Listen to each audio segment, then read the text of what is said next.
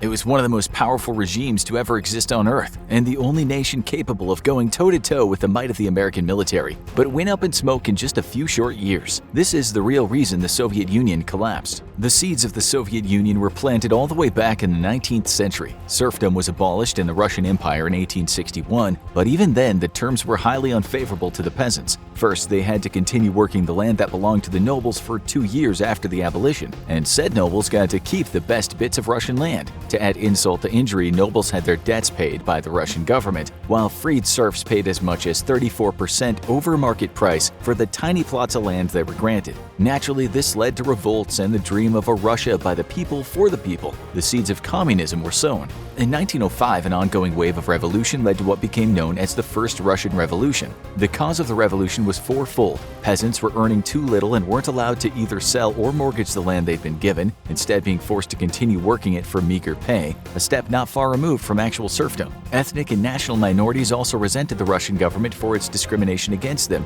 and policies of prejudice and segregation. Workers in the city, who fared a little better than the peasants in the countryside, resented the government for not taking steps to protect them from exploitation by their employers. In fact, it was quite the opposite, as the government banned strikes and labor unions. Finally, the new generation was enjoying more liberal education and access to new worldviews, which encouraged them to criticize the autocratic Russian Tsar and yearn for more liberties. To add fuel to the fire, Russia had just lost a war with Japan, which was seen as a minor military power. The crushing defeat in the Pacific utterly humiliated a Russian empire, which was struggling to prove it was too a modern and capable European power. Soldiers returning from the war found few jobs, inadequate pay, and poor treatment. Almost immediately, they began to organize protests. Despite mounting political pressure and a bloody confrontation between imperial troops and civilian protesters, Tsar Nicholas II refused to change his country from an absolute monarchy to a constitutional monarchy. He may have won himself a temporary reprieve from the Russians' fermenting civil unrest, but his failure to improve the lives of his people would be the death blow for the Russian Empire shortly after the outbreak of World War I.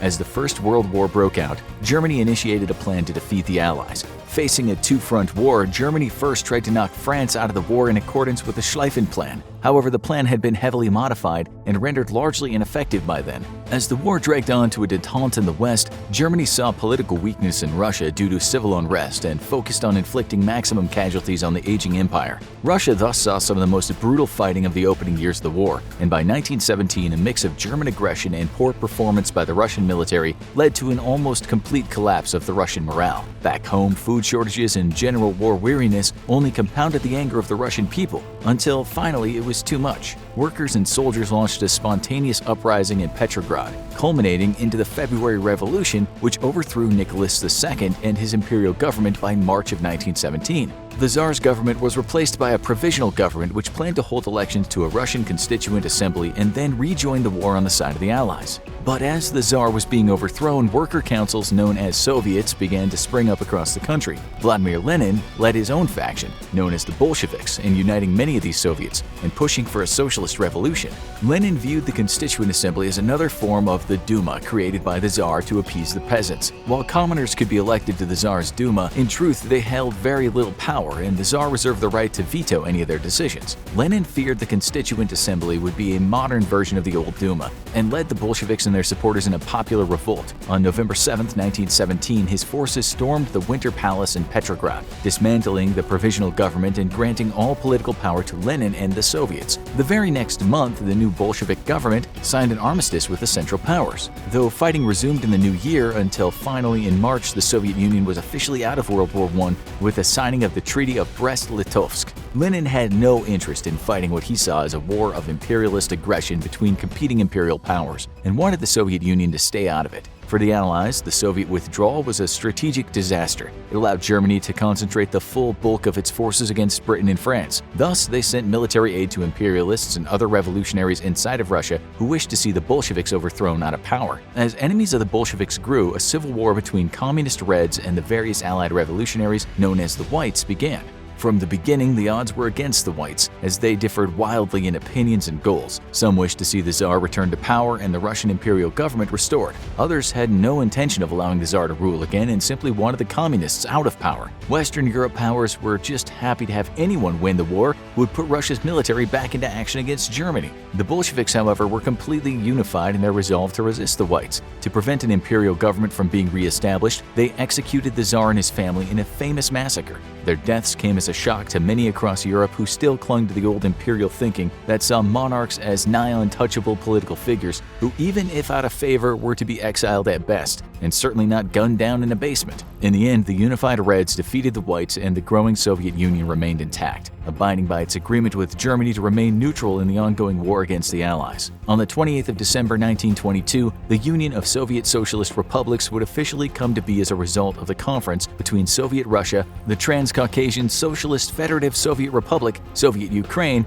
and Byelorusia. The four powers came together and unified in cause, giving birth to the Soviet Union we all know and love, with a proclamation made from the stage of the Bolshoi Theater. The new Soviet Union immediately took to addressing many economic and logistical problems that had plagued Russia for decades and made it a second-rate European power. One of the largest goals of the government was the complete electrification of the country, as it would allow Russian industry to join the modern world and lift the standard of living for all. This plan, known as the Goelro Plan, would become the prototype for the famed five-year plans, which would shape the course of the Soviet Union's development until its dissolution in 1991. By 1931, the Soviet Union would be fully electrified, and by the end of the second five-year plan in 1937, the Soviet Union's heavy industry was amongst the most productive in the world. The core political systems of the Soviet Union was rule by one party, the Communist Party, whose stated purpose was to avoid exploitation by capitalist powers. In theory, this meant abiding by an ideology of democratic centralism, a system which was meant to unite the entire party on issues after said issue won a majority vote. Once a majority vote was in fact reached, all other members of the party were expected to immediately cease any opposition to it and work to support it. In practice, though, democratic centralism was never truly implemented by the Soviet Union or China, who would later follow this model. Instead, infighting between political factions within the Communist Party prevented the ever-elusive harmonious unity. One of the chief divides within the Communist Party was over the matter of the nation's very survival. It was no secret that Western capitalist powers were hostile to the communist system, as they saw the spread of workers' rights as detrimental to their own economies. In order to survive, the question was posed: would the Soviet Union be better protected by waging ongoing global revolution or by keeping its influence within its own borders? Ongoing global revolution hoped to achieve the survival of the Soviet state by gradually turning other countries to communism, thus adding to the number of allies the Soviet Union had and creating buffers between itself and the Western capitalist powers. The hope of global revolution, however, was diminished when socialist revolutions failed in Germany and Hungary. On April 2, 1922, Joseph Stalin was named General Secretary of the Communist Party of the Soviet Union, in effect making him ruler over the entire Soviet Union. Stalin had lied, cheated, manipulated, and even killed his way into power, and was so feared that even Lenin warned that he'd be destructive to the dream of true communism. Lenin's warnings would ring true, as Stalin worked from the day of his appointment to either force out or eliminate his political rivals, with only one goal in mind: to become absolute ruler of the Soviet Union. Naturally, many Communist Party members were violently opposed to Stalin. Their goal all along had been to build a democratic system that protected its constituents from the economic and political influence of powerful elites. These opposition members were gradually edged out of power, and communism's fate was decided in 1927 when Communist Party founding members Grigory Zinoviev and Leon Trotsky were forced into exile. Now, Stalin ruled uncontested, staffing the Communist Party with yes-men who would approve his every decision and his ongoing appointment as party chairman. Today, China's President Xi Jinping has copied Stalin's playbook to the letter, ensuring that he remains president of China for as long as he wishes. Almost immediately, Stalin's brutal regime would subvert communism and turn it into Stalinism, a distinction many modern critics still fail to grasp. While Lenin had allowed private ownership of land and industry alongside collectivization, Stalin put the state in control of all industry and forced the collectivization of all farms, with disastrous consequences. Famines sprung up from grossly inefficient farming practices, and former landowners started to oppose the regime. Stalin responded by persecuting what he termed wealthy peasants, the kulaks, who owned as much as 8 acres each before collectivization. Many kulaks would be sent to the gulags, where they would likely die from malnutrition, exposure, or forced labor. Despite this, though, Soviet industry grew until becoming a modern power in the 1930s. As the Stalinist government gained international legitimacy, it became accepted as the rightful ruler of the Soviet Union, with the United States establishing formal diplomatic relations in 1933 and the USSR being invited to the World Disarmament Conference between 1932 and 1934. Back home, though, the NKVD, or Soviet Secret Police, had been busy conducting a staggering purge of Soviet society, government, and even military. Stalin's paranoia pushed him to eliminate anyone he suspected of conspiring against him, leading to the executions of 681,692 people over 2 years, for an average of 1,000 executions a day. Many of these were original Bolshevik revolutionaries, who likely still held allegiances to the old dream of communism, not Stalin's dictatorship.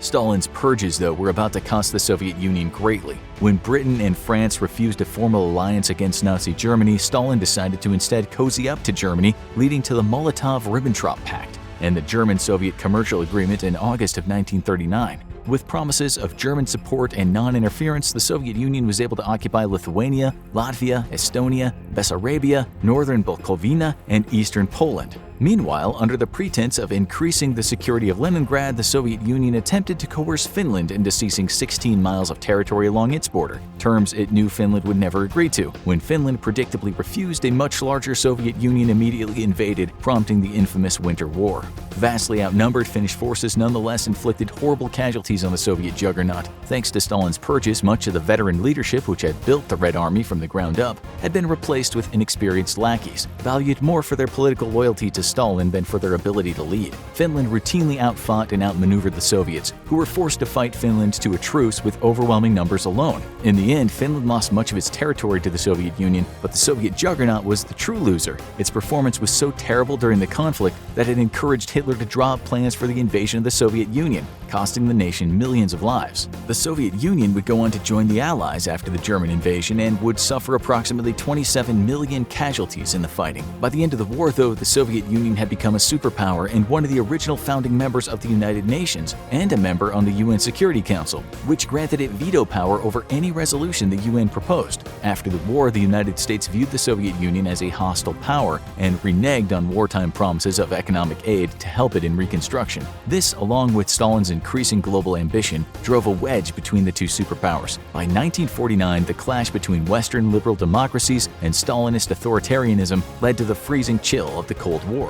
In the post-war period, the Soviet Union seized direct control of most countries east of Germany, instituting puppet governments and forming the Soviet bloc. In 1955, these satellite states were bound together into a military alliance called the Warsaw Pact. The member nations were independent in idea only. In truth, they were completely subservient to the much more powerful Soviet Union and received their orders directly from the Kremlin. Germany was partitioned into zones of influence between formerly allied powers, culminating in a democratic West Germany supported by the United States and authoritarian East Germany ruled in proxy by the Soviet Union. On March 5, 1953, Stalin died. He had suffered from a worsening physical condition ever since the end of the Second World War, suffering a stroke in May 1945 and a severe heart attack later that year in October. After his state funeral, the leading Communist Party officials proposed ruling together, but Nikita Khrushchev would end up winning the ensuing power struggle. In 1956, 3 years after taking power, Khrushchev did the unthinkable by denouncing Stalin as a dictator and rolling back many of Stalin's former oppressive policies over Soviet industry and individuals. The measures proved popular with Soviet citizens, and Khrushchev enjoyed a degree of popular support. As the Cold War drove on, though, Soviet interest in Eastern Europe led to a brutal reprisal of an anti-communist uprising in Hungary, also in 1956. For the Soviets, East Europe was a buffer zone that would safeguard the Soviet homeland from another disastrous invasion. Located on the eastern edge of the European plain, the Soviet border was not only difficult to defend, but had been frequently violated throughout history in one invasion after another. For the USSR, keeping Eastern Europe under its heel was a matter of national security, but the Soviet Union was losing powerful friends in the East. Blamed by Mao of being a revisionist and not a true revolutionary, Khrushchev's increasingly hostile relations with China led to a split between the world's two largest communist powers. Many feared a possible war between the two, but China was still the far lesser of the two powers, and thus the resulting split was kept to the political level only. This split, however, would inevitably lead to China drawing closer to the US and further weakening of Soviet influence abroad. Recognizing a need to engage more with the world, though, Khrushchev initiated what came to be termed as the Thaw, a slow but gradual shift in political, cultural, and economic life in the USSR. Khrushchev's reforms led to more contact with the West, including some economic relations. Many hoped for an end to the Cold War, but such an end wouldn't come for decades yet. Still, the living standard of Soviet citizens rose appreciably as a result of his relaxing of Stalin-era laws and regulations, and he even relaxed some of the harsh censorship imposed upon the Soviet people.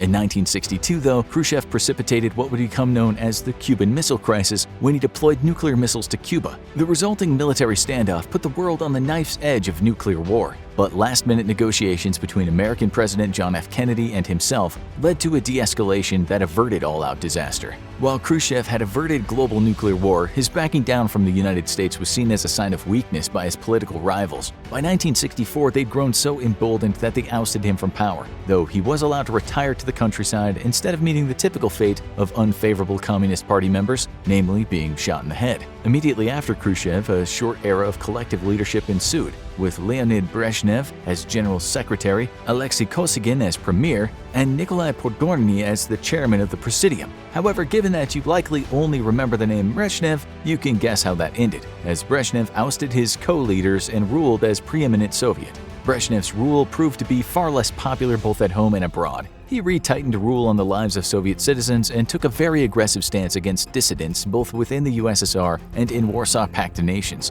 In 1968, the Pact invaded Czechoslovakia in order to put down a series of reforms aimed at liberalizing the nation. Immediately after the end of hostilities, Brezhnev formally proclaimed that any threat to socialist rule within the Warsaw Pact was a threat to all members of the Pact and would thus be met with immediate military action. But Warsaw Pact members were becoming increasingly unhappy with harsh Soviet rule, and revolution fomented, spelling the inevitable end of the Soviet Union. By the time of Brezhnev's death in 1982, the Soviet Union had grown in military power but stagnated economically. The USSR had attempted to outcompete the United States militarily and had a more powerful army with a growing navy that was a match for the US's and was even meeting America's capabilities in the air. But the Soviet economy was less than half the value of the American economy and stagnating, and the disaster of the Afghan War launched what would become the beginning of the end for the Soviet state. With the Afghan invasion becoming a costly mistake for the Soviet Union, the United States smelled an opportunity to deal a death blow to the superpower rival. Using its diplomatic clout, the U.S. encouraged Saudi Arabia to lower the price of oil exports, which crippled the Soviet Union as it could no longer sell its oil at a profit. With a poorly diversified economy, a problem that haunts Russia to this day, the Soviet Union's hard currency reserves were quickly wiped out, forcing it into deep economic stagnation and worsening growing civil unrest at home. After Brezhnev's death, Yuri Andropov came to power but died soon after. He was succeeded by Konstantin Chernenko, who also died shortly after taking office. In 1985, the Soviets appointed a much younger Mikhail Gorbachev, hoping to avoid another disastrous early death in office. Gorbachev, though, faced the incredibly difficult task of rejuvenating a stagnant Soviet economy and an aging political system that was increasingly turning back to authoritarianism to retain control over the dying Soviet Empire. Gorbachev launched massive reforms within the economy and party leadership, both known as perestroika, as well as easing up censorship under his policy of glasnost. In 1988, Gorbachev ordered a retreat from Afghanistan, mirroring the American failure in the region that would follow just over 30 years later. His greatest reform, however, was in the rejection of Brezhnev's policy of taking military action against any revolutionary movement within Warsaw Pact nations, and liberated Soviet satellite states from much of the Kremlin's former direct interference in their national affairs. This directly paved the way for the revolutions of 1989, which saw many former Soviet satellites thrown off the yoke of Kremlin control and communism.